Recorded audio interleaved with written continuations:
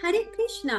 पुरुषोत्तम मास की महिमा बहुत ही अपार है और इसे शब्दों में व्यक्त कर पाना असंभव है। पर देखिए, हम ये कोशिश करेंगे कि पुरुषोत्तम मास का हम कुछ गुणगान कर सके, इसकी महिमा कुछ कह सके। तो आज हम जानेंगे कि पुरुषोत्तम मास का हम पूरा बेनिफिट हम किस प्रकार से ले सकते हैं, किस प्रकार से हम पुरुषोत्तम मास को व्यतीत कर सकते हैं और हमें क्या क्या करना चाहिए जिससे हमें पूरा पूरा लाभ मिले। पुरुषोत्तम मास की जय। लेकिन पहले हम ये जानते हैं कि कौन से कार्य हैं जिनका हम पुरुषोत्तम मास में पालन करके भगवान श्री कृष्ण को हम प्रसन्न कर सकते हैं। सबसे पहले हमें भगवान के नाम का अधिक से अधिक जप करना है, क्योंकि इस मास का एक और नाम है अधिक मास। तो अधिक क्या? तो ये प्रश्न तो आपके मन में आ रहा है, तो अधिक क्या? तो अधिक से अधिक भगवान के नामों का जप, भगवान के दिव्य नामों का कीर्तन, साधु और वैष्णवों की अधिक से अधिक सेवा। इस मास में वैष्णवों की सेवा करने से हृदय में जो भक्ति और सेवा उत्पन्न होती है, उसकी तो हम देखिए कोई तुलना कर ही नहीं सकते। पूरे तन मन और धन से हमें वैष्णवों की, साधुओं की सेवा करने का पूरा पूरा प्रयास करना है।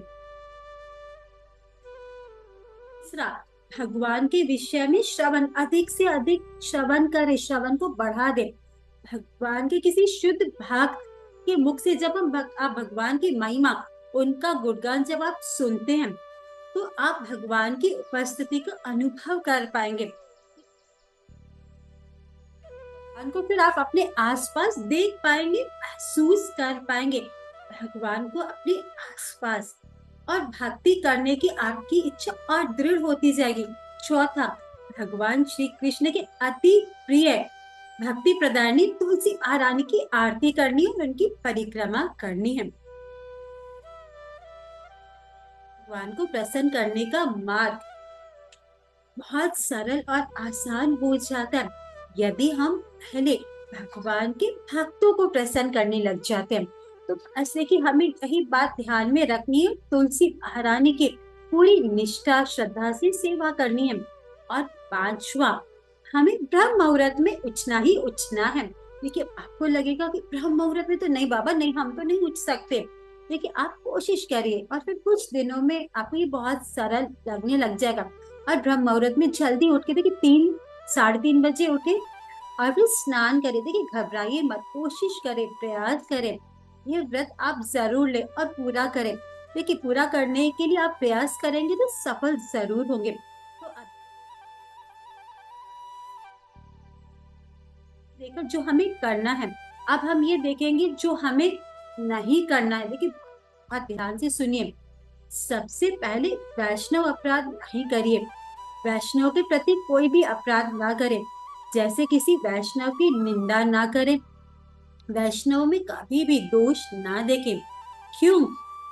क्योंकि देखिए, एक बार भगवान उनके प्रति किया गया अपराध शायद माफ कर भी दे, लेकिन अपने भक्तों वैष्णव के प्रति किया गया अपराध भगवान बिल्कुल बिल्कुल बिल्कुल भी बर्दाश्त नहीं करते हैं। तो देखिए, वैष्णव अपराध तो भूल कर भी ना करें।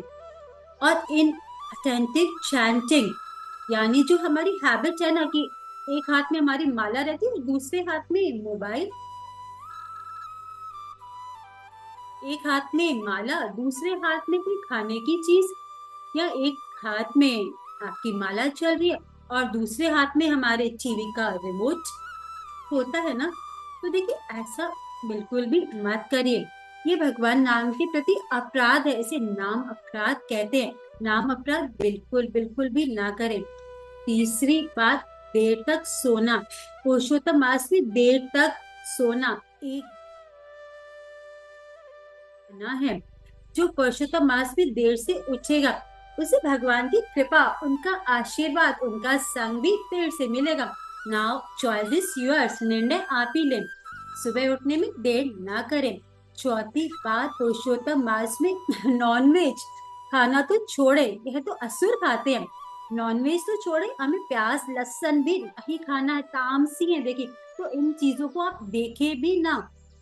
और हमें बहुत ध्यान रखना है, हमें ये प्रयास करना है कि हमें शुद्ध सात्विक प्रसादी खाना है, बिना प्याज लहसुन के कृष्ण को भोग लगा के ही खाएं।